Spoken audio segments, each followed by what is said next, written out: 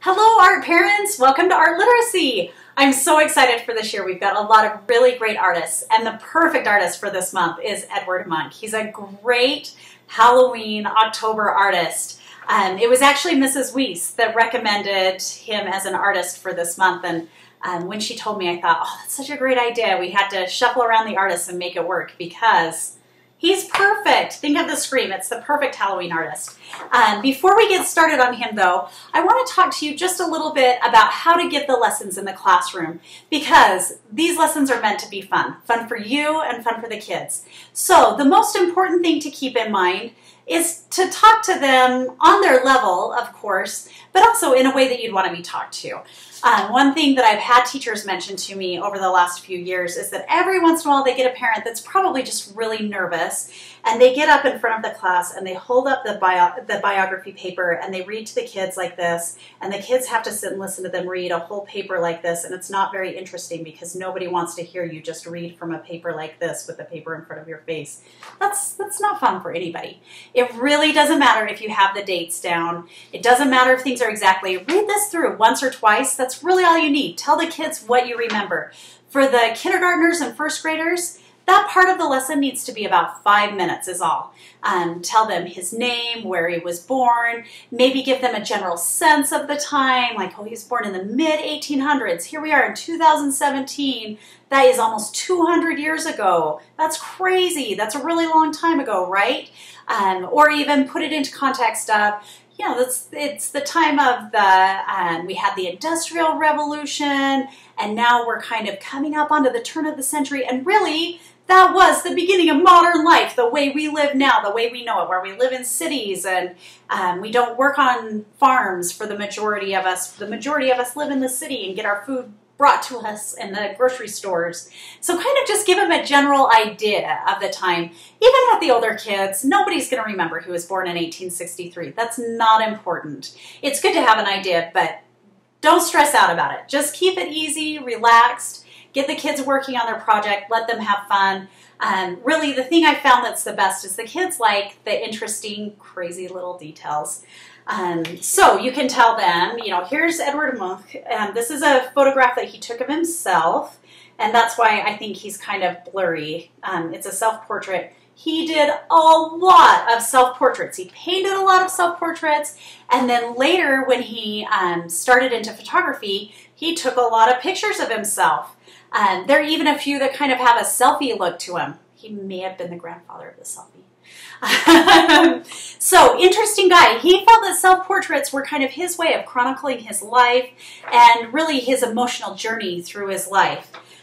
He had a rough life, right? His mom died when he was 5. His sister died a few years later. And then he was raised by this father that is super religious and super strict. And he was kind of cold with them. And then Edvard is very sick. He grows up a very sickly child. He had an aunt that moved in with him that encouraged him to draw, so he started drawing at a very early age.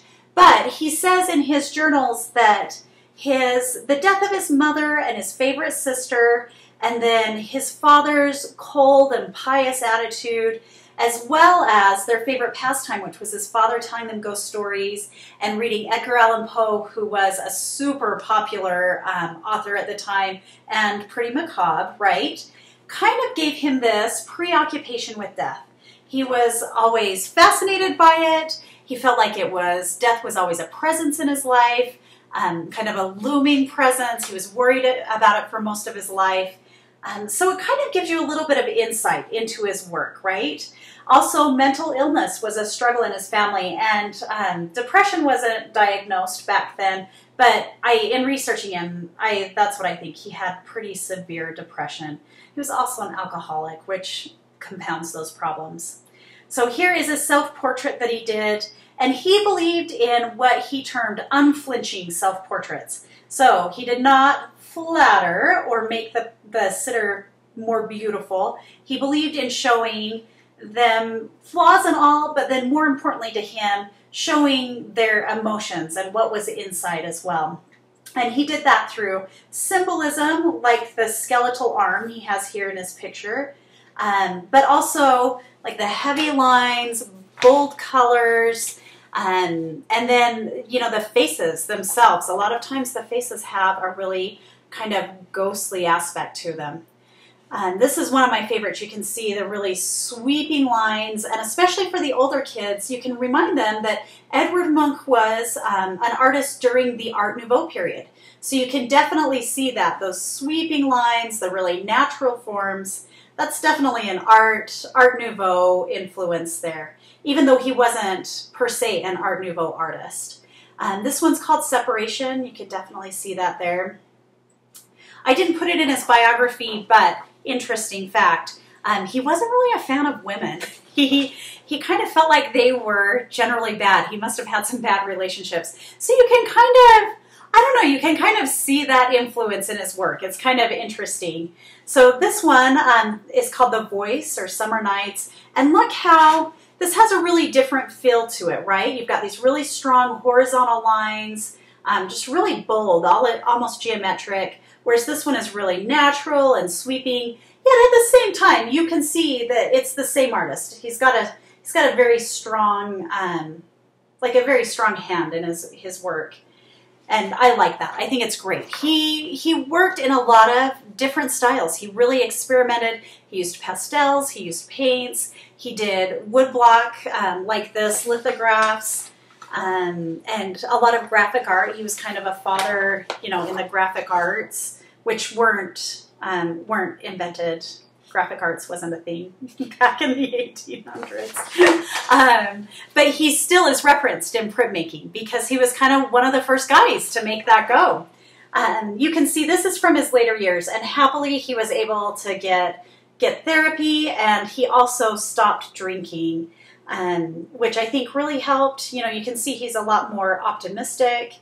Things are a lot brighter and happier looking.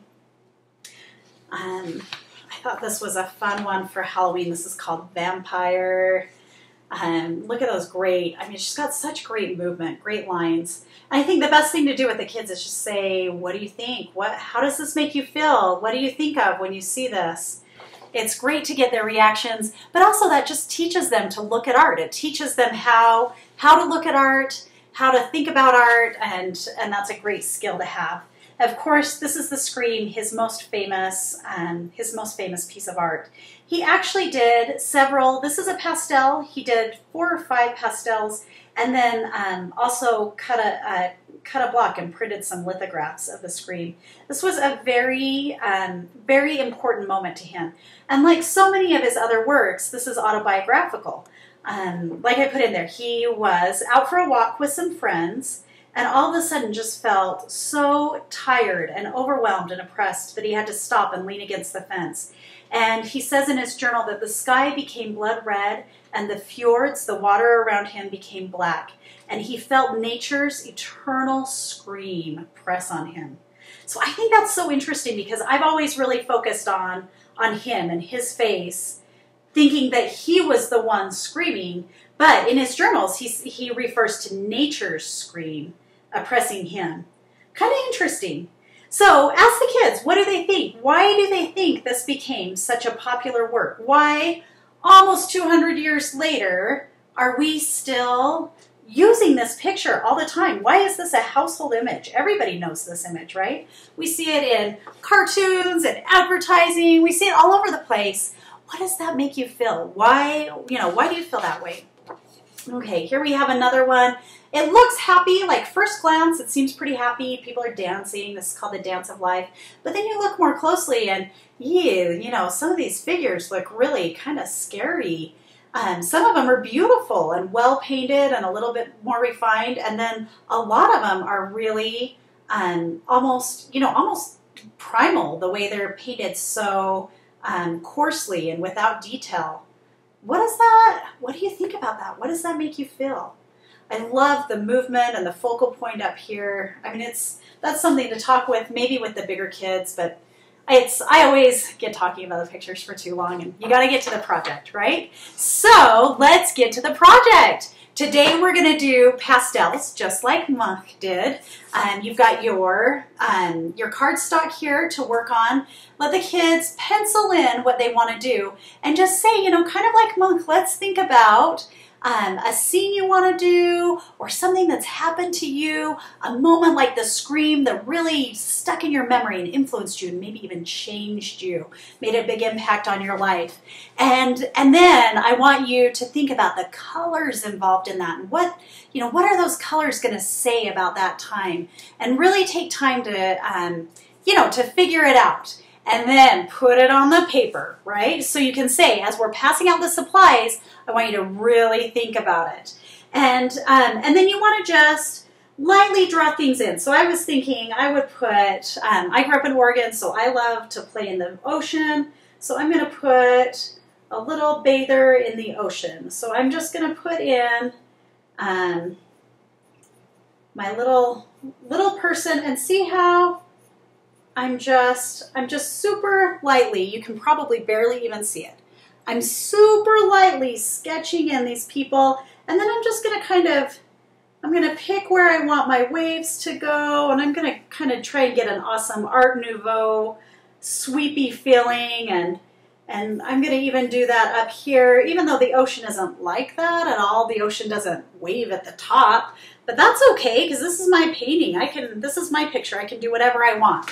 And then I'll start to use my pastels. Now, pastels are different than crayons. They kind of look like crayons, but they don't really behave like crayons. They're easy to break because they're really soft. I always tell the kids, this is it's paint that's kind of rolled up into a stick.